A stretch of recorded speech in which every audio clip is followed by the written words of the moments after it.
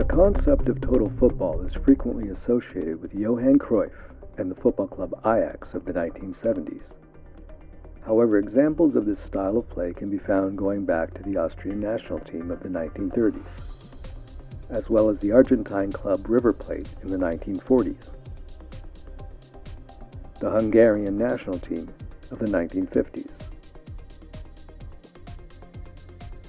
and the Brazilian club Santos in the 1960s. Yet it is the influence of Johan Cruyff during his time as Pep Guardiola's manager at Barcelona that has made its way to the Premier League when one considers the tactics used by the Manchester City Football Club.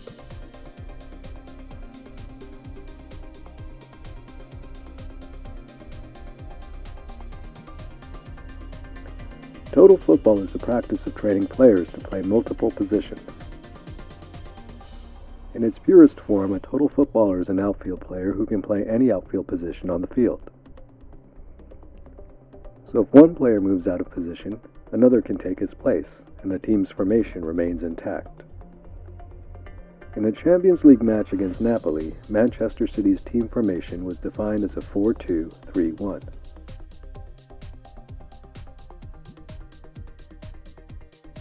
Which means 4 defenders, 2 defensive midfielders, 3 attacking midfielders, and 1 striker.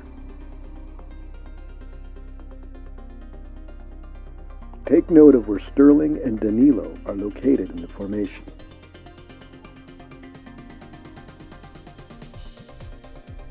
Sterling is positioned as a right attacking midfielder, while Danilo is positioned as a right fullback.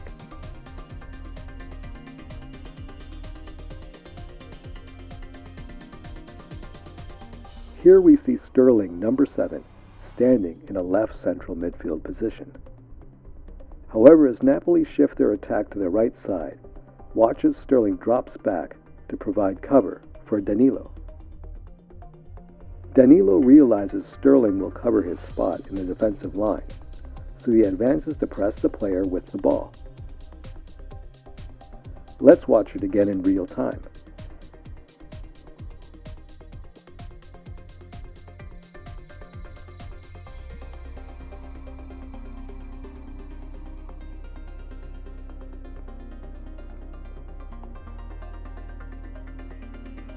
Because Sterling drops into a fullback position, the team is better able to defend.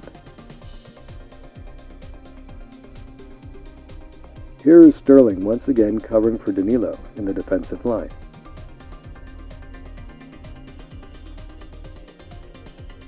Here he is playing as a wingback.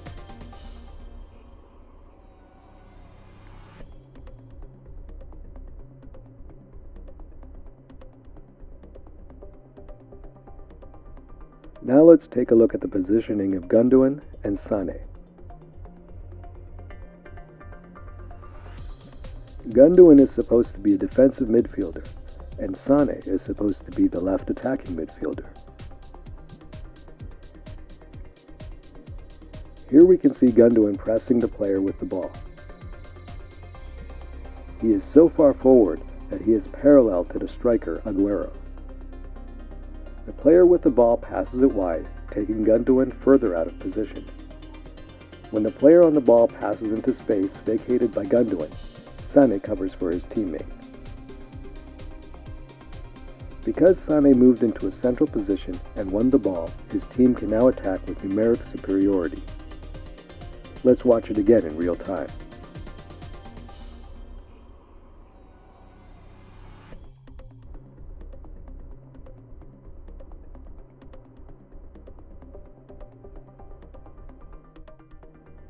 To understand how Manchester City operates as a team, notions of positional specialization should be abandoned. Players coached by Pep Guardiola must learn to multitask. So instead of viewing the team in terms of defenders, midfielders, and strikers,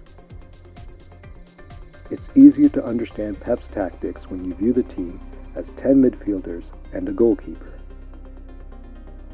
Every player is expected to defend, create chances,